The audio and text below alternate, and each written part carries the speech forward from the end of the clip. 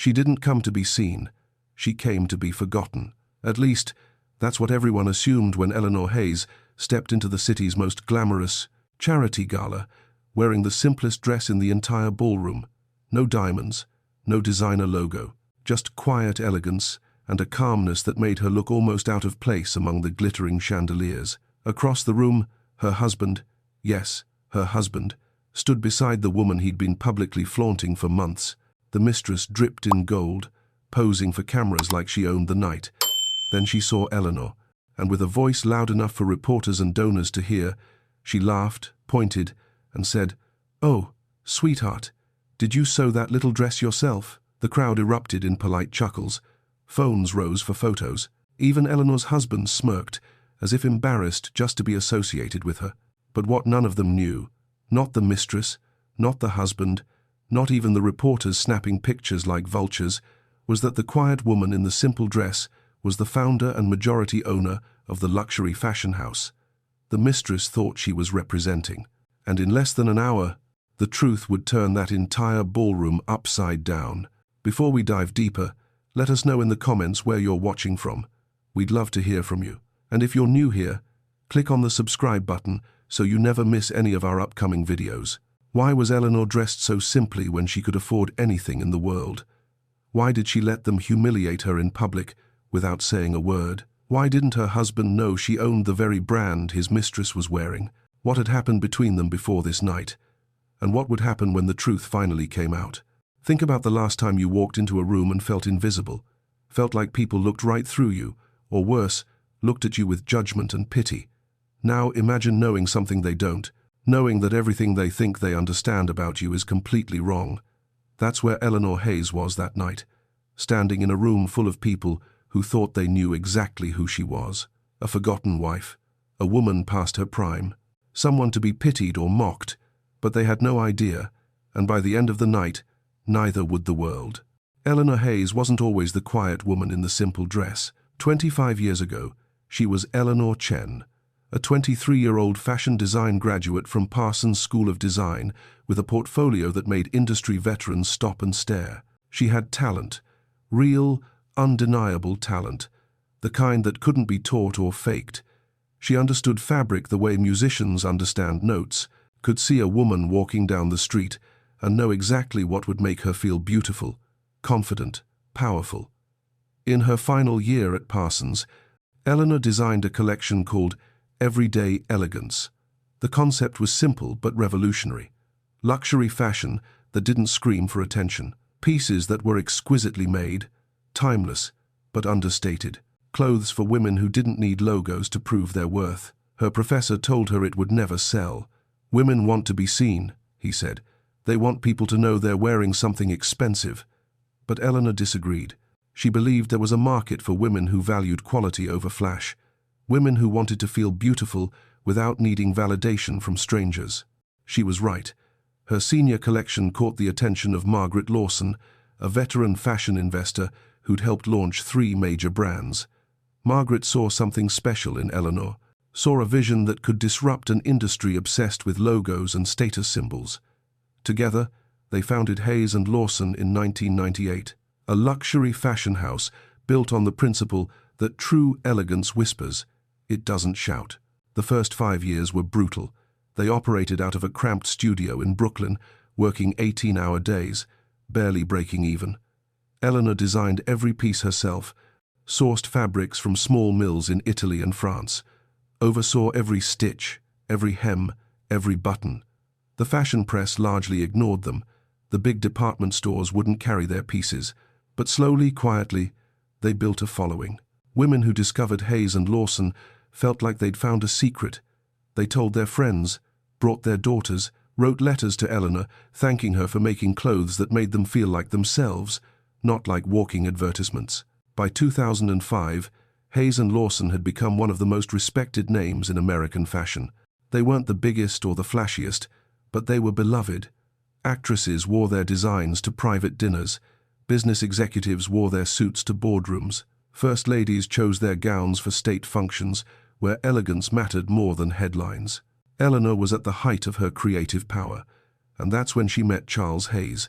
Charles was a corporate lawyer, 10 years older than Eleanor, sophisticated, charming, connected. He moved in circles Eleanor had never accessed.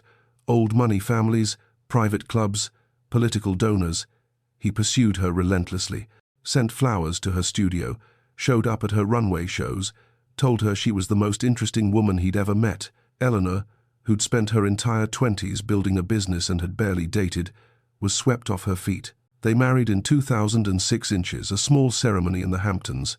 Eleanor wore a dress she'd designed herself, simple, ivory, perfect. For a while, it was good. Charles seemed to genuinely admire her. He'd bring clients to her shows, introduce her as my brilliant wife, support her vision. But something started to shift after their son, James, was born in 2008. Eleanor wanted to slow down, wanted to be present for her son's early years. She'd grown up with a mother who worked 3 jobs and was never home, and Eleanor had promised herself she wouldn't do that to her own child. So she stepped back, promoted her lead designer to creative director, moved her office to her home, still designed the signature pieces and oversaw the major collections, but let others handle the day-to-day operations. That's when Charles started to change. He began making comments. "It must be nice to work from home in your pajamas. Some of us still have real jobs. I'm the one actually keeping this family afloat now." Eleanor tried to explain that she was still very much working, still designing, still steering the creative vision of a company that now employed over 200 people. But Charles didn't see it that way. To him, if she wasn't in an office building 12 hours a day, she wasn't really working. And then he started getting involved in the business.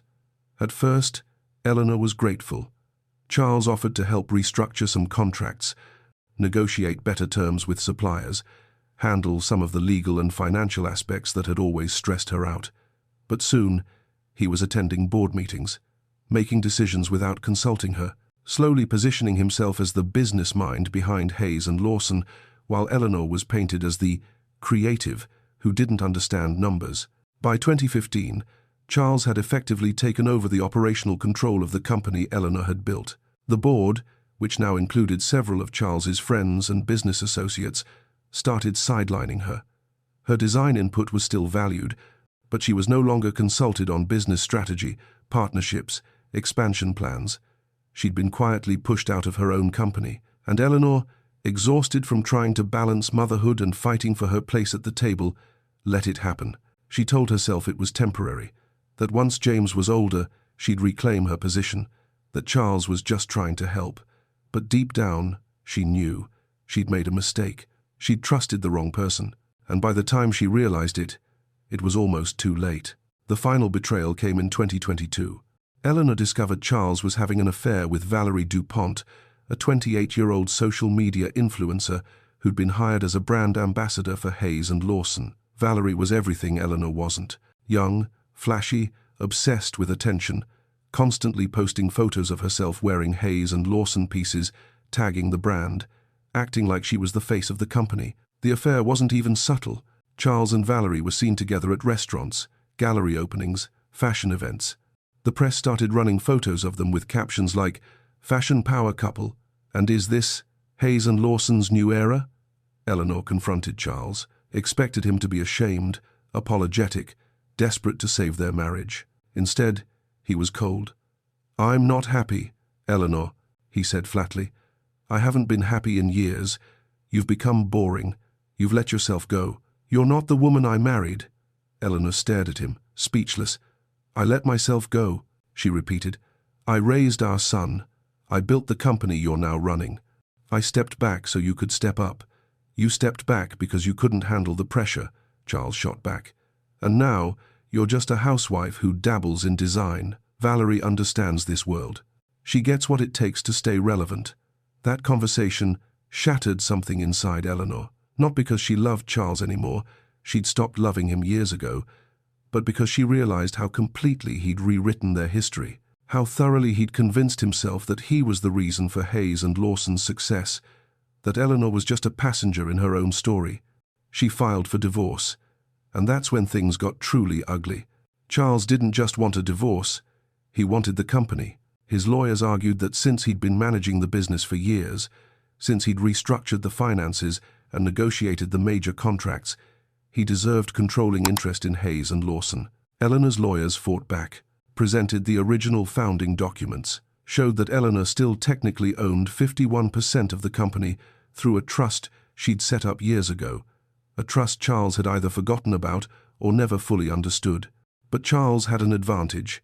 He had the board, he had the press, he had Valerie, who was now positioning herself as the future of Hayes and Lawson, posting content that made it seem like she was being groomed to take over the creative direction of the brand. Eleanor, meanwhile, had gone quiet, stopped attending events, stopped doing interviews, stopped fighting publicly. People assumed she'd given up, that she'd accepted her fate as the ex-wife who'd been replaced by a younger, more exciting version. But they were wrong. Eleanor hadn't given up. She'd been planning. And the charity gala, the one where Valerie humiliated her in front of cameras and donors and reporters, that wasn't an accident. Eleanor had known exactly what she was doing when she walked into that ballroom wearing the simplest dress anyone had ever seen. Because that dress, the one Valerie mocked, the one Charles was embarrassed by, the one photographers barely glanced at, that dress was about to change everything. The charity gala was the social event of the season. Every year, New York's elite gathered to raise money for arts education, and every year, it was as much about being seen as it was about giving. This year, Hayes and Lawson was one of the major sponsors. Charles had pushed for it, wanting to cement the brand's status among the city's most influential families. Valerie, of course, had insisted on being the face of Hayes and Lawson's presence at the event. She wore a gold sequined gown, custom-made, dripping with the brand's signature details, hand-stitched embroidery, Italian silk, an estimated price tag of $40,000. She posed for every camera, gave interviews about her vision for Hayes and Lawson's future, acted like she owned the place. Charles stood beside her, proud, possessive, playing the role of the powerful man with the beautiful young woman on his arm. And then Eleanor arrived. She came alone. No entourage, no stylist, no publicist. Just herself, walking through the grand entrance of the Plaza Hotel ballroom in a dress that looked almost plain compared to the explosion of designer gowns around her. It was a simple, A-line silhouette, cream-colored linen, no embellishments, no jewelry except for a single thin gold bracelet. Her hair was pulled back in a low bun. Her makeup was minimal. She looked elegant, but understated to the point of being nearly invisible, which is exactly what she wanted. Eleanor found a seat at a table near the back, nodded politely to the other guests, sipped her water, and watched. Across the room, Valerie spotted her, did a double take, then leaned over to Charles and whispered something. Charles followed her gaze, and when he saw Eleanor, his expression shifted. Annoyance, embarrassment, maybe even a flicker of guilt, but mostly annoyance. What was she doing here? This was supposed to be his night, his company's night, Valerie's night. Eleanor had no business being here. Valerie, never one to let an opportunity pass, decided to make a statement. She grabbed Charles's hand, dragged him across the ballroom, and positioned herself directly in Eleanor's line of sight. And then, loud enough for half the room to hear, she said it. "Oh, sweetheart, did you sew that little dress yourself?" People turned, cameras swiveled, someone laughed. Valerie was playing to the crowd now, her voice dripping with fake concern. "I mean, it's cute in a homemade kind of way. But darling, this is a Hayes and Lawson event. You could have at least tried to look the part." Eleanor looked up at her, didn't flinch, didn't blush, just met Valerie's eyes with a calmness that was almost unnerving. "I like simple," Eleanor said quietly. Valerie laughed. "Simple is one word for it." She turned to the people around them, performing. Can you imagine showing up to a fashion event in something you could buy at a farmer's market? More laughter. Phones were out now, recording, posting. Within minutes, the moment was trending online. Ex-wife humiliated at charity gala. Fashion founder, unrecognizable at own brand's event. Valerie DuPont slays, while Eleanor Hayes fades into irrelevance. Eleanor sat there, hands folded in her lap, and let it happen. Let them mock her, let them film her, let them think they'd won, because she knew something they didn't. The first crack in Valerie's performance came 30 minutes later. A fashion journalist named Simone Park, who'd been covering Hayes and Lawson since its early days, was doing a live segment for her online show. She was panning her camera across the room, commenting on the various gowns, when she zoomed in on Eleanor. And there, in the back, is Eleanor Hayes herself. Interesting choice, wearing such a minimal piece tonight. Let me get a closer look. Simone walked over, always one to get the inside scoop, and crouched down beside Eleanor's chair. Eleanor, it's been so long. Can you tell us about your dress tonight? Eleanor smiled, small and genuine. It's one of mine. Simone's eyebrows lifted. Yours? From Hayes and Lawson? From my personal archive, Eleanor clarified. I designed it years ago. It's actually a prototype. Never went into production. Simone looked closer, and that's when she saw it. The stitching along the hem, the specific pattern, the tiny embroidered signature hidden in the seam, something Hayes and Lawson had done in their earliest collections, a signature only someone intimately familiar with the brand's history would recognize. Simone's eyes widened. Wait, this is prototype number 7, isn't it? Eleanor nodded. You have a good eye. Simone's mind was racing. But prototype number 7 was never released. The only person who'd have access to that would be... She trailed off, staring at Eleanor, and then it clicked. Oh my God, Simone whispered. You're still designing. Eleanor said nothing, just smiled. Simone stood up, turned to her camera, and her voice was shaking with excitement. Ladies and gentlemen, I think we've just uncovered the story of the night. Stay with me. She hurried over to a group of fashion insiders and started showing them the footage, started explaining what she'd just discovered. Word spread like wildfire. Within minutes, people were pulling up old Hayes and Lawson archives, comparing the details of Eleanor's dress to pieces from the brand's earliest collections. And then someone found it. A blog post from 2003, back when Hayes and Lawson was still a small operation. A behind-the-scenes photo of Eleanor in her studio, holding up a half-finished dress, the exact same silhouette as the one she was wearing tonight. The caption read, Prototype number 7, Eleanor's favorite design that never made it to production. Too simple, she said, for the market, but maybe someday. The room erupted. Reporters swarmed Eleanor's table. Miss Hayes, are you still involved with Hayes and Lawson? Is this dress a new collection preview? What's your role in the company now? Eleanor remained seated, calm, composed. I've always been involved, she said simply. I've just been quieter about it. Across the room, Valerie's face had gone white. Charles looked confused, then panicked. He pushed through the crowd, grabbed Eleanor by the arm. What are you doing? He hissed. What game are you playing? Eleanor looked at him, and for the first time in years, she saw fear in his eyes. I'm not playing a game, Charles, she said quietly. I'm taking back what's mine. And that's when the second bombshell dropped. If this story has your heart racing, comment, I'm still watching. Let's see who's truly following till the end. To understand what Eleanor had been planning, we need to go back 6 months. Back to the day she discovered just how far Charles had gone to erase her from her own company. It started with a phone call from Margaret Lawson, Eleanor's original business partner. Margaret had retired from the fashion industry years ago, moved to Santa Fe, and had stayed largely out of Hayes and Lawson's operations since selling her shares to Charles in 2010. But she still kept tabs on the company, still cared about the brand she'd helped build. Eleanor, Margaret's voice had been tight on the phone. We need to talk. In person. They met at a small cafe in the West Village, away from the prying eyes of the fashion world. Margaret slid a folder across the table. I've been hearing things, troubling things, so I did some digging. Inside the folder were financial documents, board meeting minutes, contract, negotiations, and at the center of it all was a plan, Charles's plan. He wasn't just trying to take control of Hayes and Lawson, he was trying to rebrand it entirely. Erase Eleanor's name, erase her legacy, turn it into something flashy, commercial, the exact opposite of everything the brand had stood for. He's been in talks with a fast fashion conglomerate, Margaret said, her voice shaking with anger.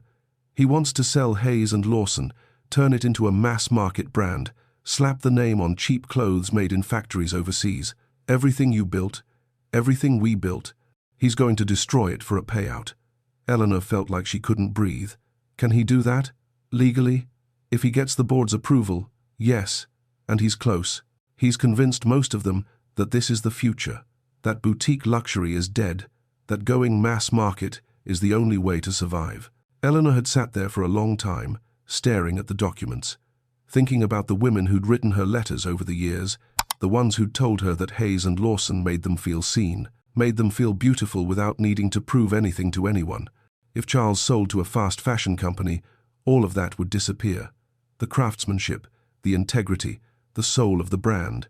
It would become just another logo, just another label churned out in factories and sold in shopping malls. There has to be a way to stop him, Eleanor said. Margaret leaned forward. There is, but it's going to require you to fight. Really fight. Not quietly, not behind closed doors, publicly. Eleanor had spent the last decade avoiding the spotlight, avoiding conflict, telling herself that staying quiet was the dignified thing to do. But dignity hadn't protected her company, hadn't protected her legacy. Maybe it was time to stop being quiet. What do I need to do? Eleanor asked. Margaret smiled. First, you need to remind everyone who really owns Hayes and Lawson. That's when Eleanor learned something she'd almost forgotten.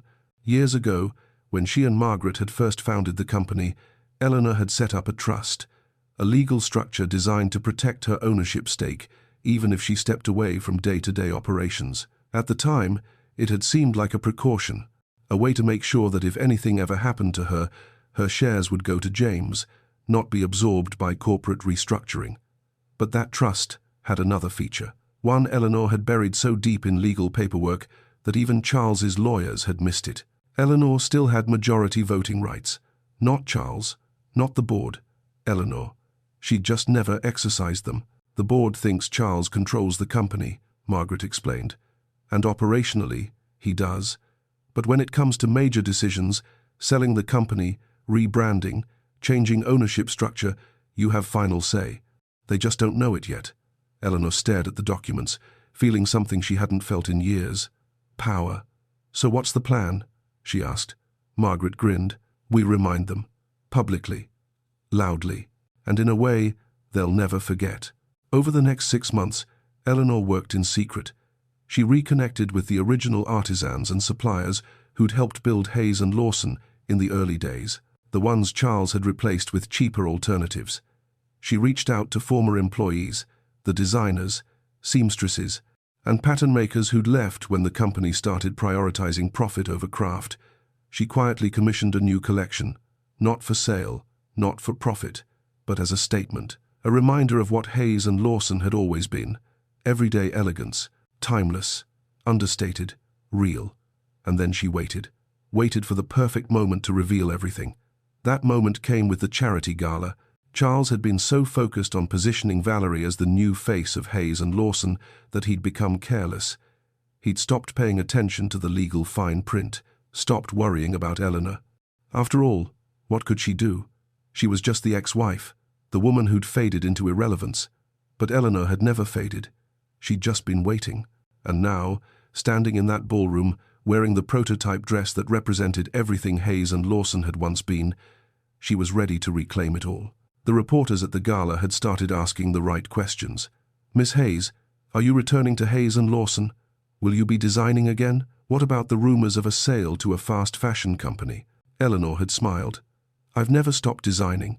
And as for the sale, I can tell you definitively that Hayes and Lawson will never be sold, not as long as I'm alive. Charles, still trying to control the narrative, had stepped forward. Eleanor, you're embarrassing yourself. You're not part of the company anymore. You haven't been for years.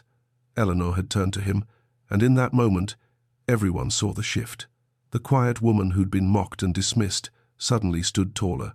Her voice, when she spoke, was calm, but carried an authority that silenced the room. Actually, Charles, I am part of the company. I'm the majority owner. I have been this entire time. And tomorrow morning, I'll be calling an emergency board meeting to vote on your removal as CEO. The room went dead silent. Charles's face went white. You can't do that. Eleanor pulled a document from her purse. This is the original trust agreement. It gives me final say on all major decisions regarding Hayes and Lawson. Your lawyers should have read it more carefully. She handed copies to the reporters. They started reading, eyes widening. Simone Park grabbed her camera. This is incredible. Ladies and gentlemen, we're watching a corporate takeover happen in real time. Valerie, realizing what was happening, had started backing away. I had no idea. I didn't know. Eleanor looked at her. No, you didn't. Because you never bothered to learn the brand's history. You just wanted to wear the name. And then Eleanor had walked out of that ballroom, leaving chaos in her wake. The next morning, the entire fashion world was in an uproar. The photos from the gala had gone viral. Not the photos of Valerie in her gold dress, but the photos of Eleanor. The simple cream dress, the quiet dignity. The moment she'd handed Charles his walking papers in front of everyone who mattered, news outlets were scrambling to piece together what had happened. Fashion icon Eleanor Hayes reclaims her empire. How a simple dress exposed a corporate betrayal. The revenge of Eleanor Hayes. But Eleanor wasn't interested in revenge. She was interested in restoration. The emergency board meeting happened exactly as she'd promised. Eleanor walked into the Hayes and Lawson headquarters for the first time in years. The building had changed. Everything felt colder, more corporate, less personal. But she was here to change that. The board members sat around the table, some looking confused, others looking guilty, a few looking relieved. Charles sat at the head of the table, trying to maintain control. "This is ridiculous," he said. "Eleanor hasn't been involved in this company for a decade. She has no idea how to run a business in today's market." Eleanor sat down calmly. "You're right. I haven't been in this building. But I've been paying attention. And I know what you've been planning. The sale to Fast Trend International. The plan to turn Hayes and Lawson into a mass-market brand. The complete erasure of everything this company stood for." She looked around the table. "I also know that several of you were uncomfortable with that plan but felt you had no choice. Well, now you do." Eleanor placed a folder on the table. "Inside, you'll find documentation of my controlling ownership stake, which has been verified by 3 independent law firms. You'll also find a proposal for the company's future, a return to our founding principles, a focus on craftsmanship, sustainability, and timeless design. We'll be smaller, we'll be more selective, but we'll be true to what Hayes and Lawson was always meant to be." One of the board members, an older woman named Helen Chen, who'd been with the company since the beginning, spoke up. "Eleanor, with all due respect, the market has changed. Fast fashion is where the money is. Consumers want affordable trends." Eleanor nodded. "Some consumers do, but not all of them. There's still a market for women who value quality, who want clothes that last, who don't want to contribute to the environmental disaster that fast fashion has created. That's our market. And it's a market Charles has been ignoring." She turned to Charles. "You wanted to turn Hayes and Lawson into something it was never meant to be, something flashy and disposable. But that's not what I built. And I'm not going to let you destroy it." Charles stood up, his face red. "You can't do this. I've put years into this company." "So have I," Eleanor said quietly. "The difference is, I built it. You just tried to cash in on it." The vote was called. The board members, freed from Charles's influence and reminded of what the company had once stood for, voted overwhelmingly to remove Charles as CEO and reinstate Eleanor. Charles stormed out of the boardroom, but not before Eleanor stopped him. "Charles," she said, "I want you to know something. I didn't do this to hurt you. I did this to save what I built, what we built, before you forgot what it was for." Charles looked at her, and for a moment, just a moment, she saw the man she'd married, the one who'd once admired her vision. But then the moment passed, and he was gone. Over the next few weeks, Eleanor began the work of transforming Hayes and Lawson back into what it had once been. She brought back the original artisans, re-established relationships with the ethical suppliers, began designing a new collection that would launch in 6 months, and she made one more decision.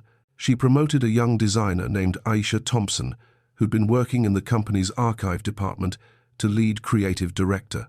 Aisha had been quietly preserving Hayes and Lawson's original designs, creating a database of Eleanor's early work, believing that one day someone would care about the brand's heritage. "You remind me of myself," Eleanor told Aisha. "You understand that fashion isn't just about trends, it's about telling stories, making women feel powerful without needing to shout about it." Aisha had tears in her eyes. "I can't believe you're giving me this chance." "You earned it," Eleanor said. "Now let's show the world what Hayes and Lawson really is." As for Valerie, she disappeared from the public eye almost immediately. The fashion world had turned on her, realizing she'd been nothing more than a pretty face used to prop up Charles's schemes. Her social media following plummeted. The brand deals dried up. She issued a public apology, claiming she'd been misled and had no idea about the company's true ownership. But no one believed her, and no one cared. The story wasn't about her anymore. It was about Eleanor, about a woman who'd built something beautiful, watched it be taken from her, and then quietly, methodically, took it all back. 6 months after the gala, Hayes and Lawson held its first runway show under Eleanor's leadership in over a decade. It wasn't at a massive venue, wasn't during Fashion Week, wasn't designed to make headlines. It was held in the same Brooklyn studio where Eleanor had started the company 25 years ago. The invite list was small: original employees, loyal customers, a handful of journalists who'd supported the brand from the beginning, and James, Eleanor's son, now 16 years old, sitting in the front row. The collection was called Return. Every piece was a tribute to Hayes and Lawson's original vision: simple silhouettes, exquisite craftsmanship, clothes that didn't scream for attention but made you stop and look closer. The models walked slowly, no dramatic music, no spectacle, just beautiful women wearing beautiful clothes. And when the final model walked out, wearing an updated version of the cream dress Eleanor had worn to the gala, the room erupted in applause. Eleanor stepped out onto the runway, not to take a bow, but to say something she'd been waiting years to say. 25 years ago, I started this company because I believed that women deserved better than being walking advertisements. That fashion could be beautiful without being loud. That elegance was about confidence, not logos. She paused, looking around the room. I lost sight of that for a while. Let other people convince me that the world had changed, that what I believed in was old-fashioned, irrelevant. But I was wrong to listen, because the world doesn't need more noise. It needs more quiet, more substance, more truth. She looked directly at James. I did this for you, so you'd grow up knowing that the things worth building are worth fighting for, even when it's hard, even when people try to take them from you. The show was a success, not in the flashy, viral way that Charles and Valerie had wanted, but in a way that mattered. Hayes and Lawson was back, and it was back on its own terms. Eleanor didn't go back to working 18-hour days, didn't try to compete with the fast fashion giants. She ran the company the way she'd always wanted to, slowly, deliberately, with integrity. She hired women over 40 for her campaigns, women who'd been told they were too old to model. She partnered with small, ethical manufacturers. She created a mentorship program for young designers who wanted to learn the craft, not just the business. And she lived her life, spent time with James, went to museums, read books, stopped trying to prove herself to people who would never understand her. 3 years after the gala, a major fashion magazine asked Eleanor to do an interview. What would you say to women who feel like they've been erased? The interviewer asked. Eleanor thought for a moment. I'd say that being underestimated is sometimes the greatest gift you can receive, because when people don't see you, they stop watching. They get careless, they make mistakes, and that's when you strike. She smiled. I spent years being told I was too quiet, too simple, too irrelevant, and maybe I was. But I was also patient and strategic, and in the end, that mattered more than being loud. The interviewer leaned forward. Do you regret anything? The years you spent in the background? The marriage that ended? Eleanor shook her head. No, because those years taught me something important, that my worth isn't determined by who sees me. It's determined by what I create, and no one can take that away. Eleanor never remarried, didn't date, wasn't interested. She'd spent too many years building her life around someone else's expectations. Now, she was building it around her own. James went to college, studied engineering, not fashion, but he always wore Hayes and Lawson pieces to important events, always told people, my mom made this. And Eleanor, for the first time in decades, was genuinely happy. Not because she'd beaten Charles, not because she'd reclaimed her company, but because she'd reclaimed herself. The woman in the simple dress wasn't trying to prove anything. She just knew who she was. And that, more than any designer gown or viral moment or corporate victory, was the real power. So let me ask you something. What would you have done in Eleanor's position? Would you have stayed quiet for as long as she did, waiting for the perfect moment? Or would you have fought back immediately, publicly, loudly? Think about the times in your life when you've been underestimated, When people looked at you and decided you weren't worth their attention, how did that feel? Did you shrink? Did you fight? Did you wait? Eleanor chose to wait. Some people might call that passive, but I'd call it strategic. She knew that fighting Charles head-on would have been messy, expensive, public in all the wrong ways. So she waited.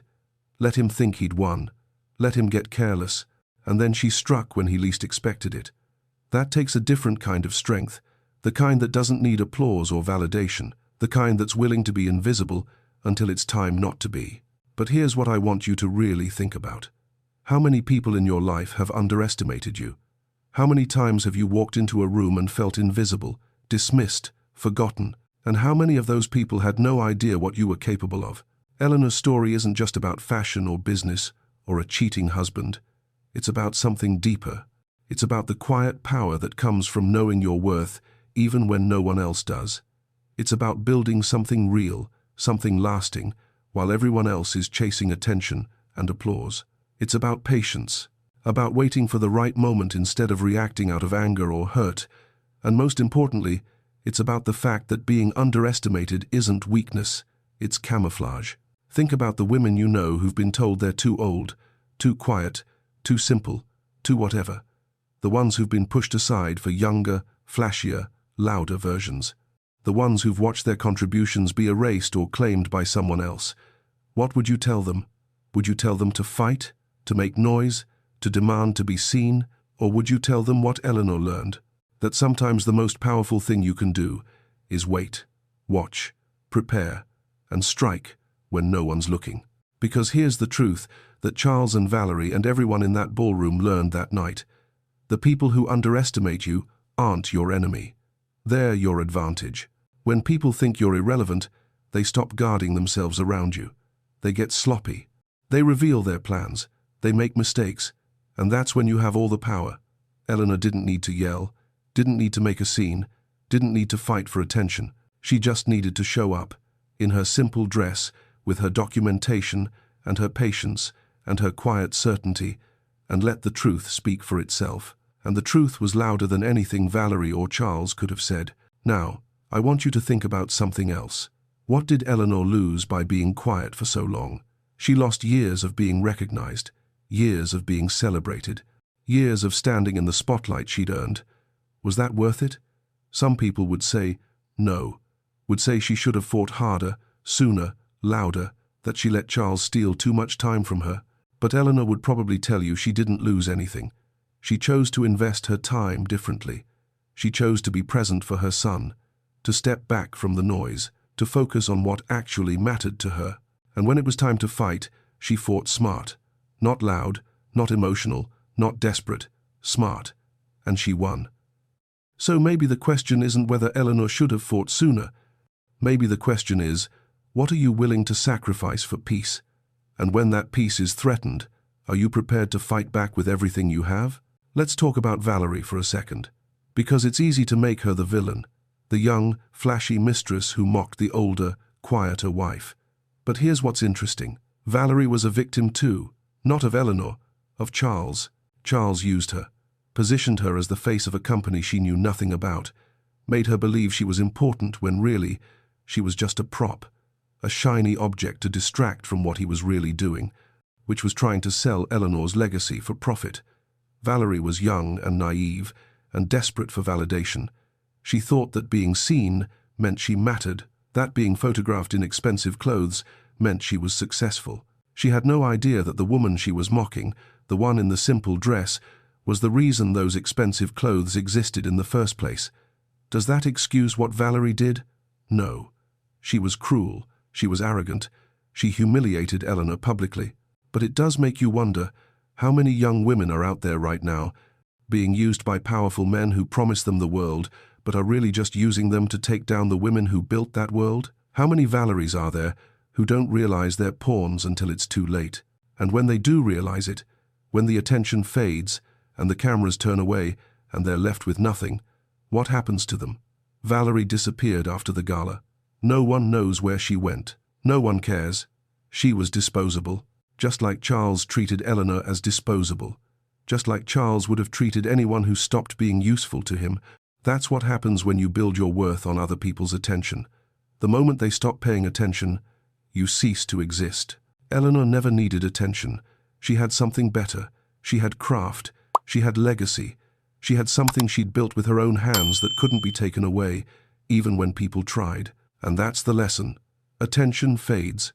Trends change. Youth disappears. But the things you create, the things you build with integrity and care and truth, those things last. Those things matter. So, here's what I want to know. Are you building something that lasts? Or are you chasing attention? Are you focused on being seen?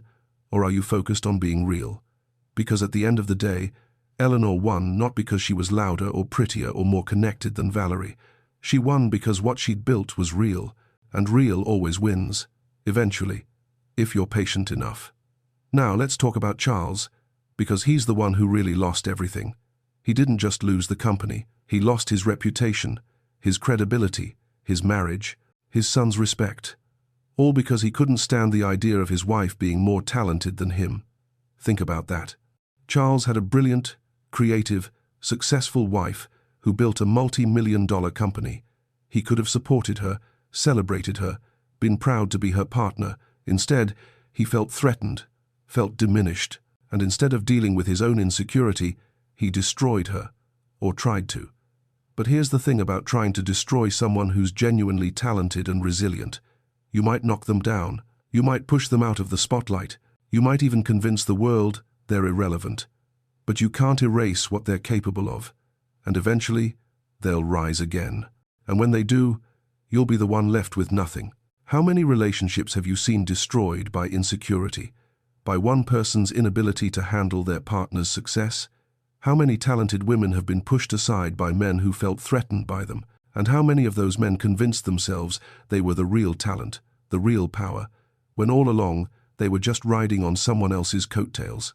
Charles spent years telling himself he'd made Hayes and Lawson successful, that Eleanor was just the creative, and he was the business mind. But the truth was, Eleanor had built something that worked precisely because it had soul, because it had integrity, because it wasn't just about profit. And the moment Charles tried to strip that away, tried to turn it into another corporate cash grab, he destroyed the very thing that made it valuable. That's what happens when you confuse success with worth. When you think that making money means you're smart, and that being quiet means you're weak. Charles thought Eleanor was weak. He thought her simplicity was a limitation, her kindness was naivety, her patience was passivity. He was wrong about all of it. And by the time he realized how wrong he was, it was too late. So let me ask you this. Are there people in your life who mistake your kindness for weakness, your patience for passivity, your quiet confidence for insecurity? And if so, what are you going to do about it? Are you going to prove them wrong by getting loud? Or are you going to do what Eleanor did and prove them wrong by simply being undeniable? Let's talk about the dress, because that dress, that simple cream-colored linen dress, became a symbol. After the gala, fashion bloggers analyzed it frame by frame. Designers studied the stitching. Museums asked to display it, not because it was flashy or expensive or trendy, but because it represented something people had forgotten fashion could be. Substance over spectacle, integrity over image, timelessness over trends. Within a year, quiet luxury became the hottest trend in fashion. Everyone wanted to look like Eleanor, wanted that understated elegance, wanted to prove they didn't need logos or labels to be stylish. Ironic, isn't it? The woman who was mocked for being too simple became the blueprint for what everyone wanted to be. That's how culture works. The people who are ahead of their time always look out of place, until suddenly everyone else catches up and realizes they were right all along. Eleanor never chased trends, she just knew who she was. And eventually, the world came around to her. So here's my question for you. Are you trying to fit in with what everyone else is doing? Or are you comfortable being ahead of your time? Are you willing to look out of place, to be misunderstood, to be mocked, if it means staying true to who you are? Because that's what it takes. That's what Eleanor did. And in the end, she didn't just survive. She won, on her own terms. I want you to think about your own life right now. Think about the things you've built, the relationships, the careers, the dreams, the goals. How many of them are yours? Really yours? And how many of them are what you think other people expect from you? Eleanor spent years living the life she thought she was supposed to live. The supportive wife, the quiet mother, the woman who stepped back so others could shine. And she's not saying that was wrong. She loved her son. She doesn't regret being present for him, but she does regret letting other people define what her presence should look like. She regrets believing that being a good mother meant erasing herself as a creator. That being a good wife meant letting her husband take credit for her work. She regrets not standing up sooner, not because she needed to fight, but because she deserved to be seen. So here's what I want you to ask yourself. What are you tolerating in your life right now that you shouldn't be? What are you accepting that goes against who you really are? What are you staying quiet about when you should be speaking up? And what would it take for you to do what Eleanor did? To stop accepting other people's definitions of you and start defining yourself? Because that's the real story here. Not the gala, not the company, not even the revenge. The real story is about a woman who forgot who she was and then remembered, and once she remembered, no one could take that away from her again. Eleanor Hayes is in her 50s now.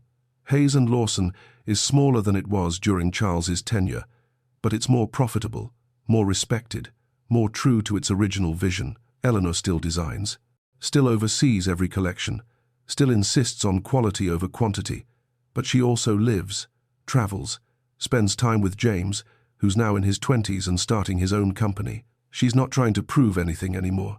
She's just creating, and that, maybe, is the ultimate victory. Not beating Charles, not humiliating Valerie, not even reclaiming her company. The ultimate victory was reclaiming herself, her time, her energy, her creativity, her right to define success on her own terms. So, as we close this story, I want to leave you with one final thought. The world will always try to tell you who you should be.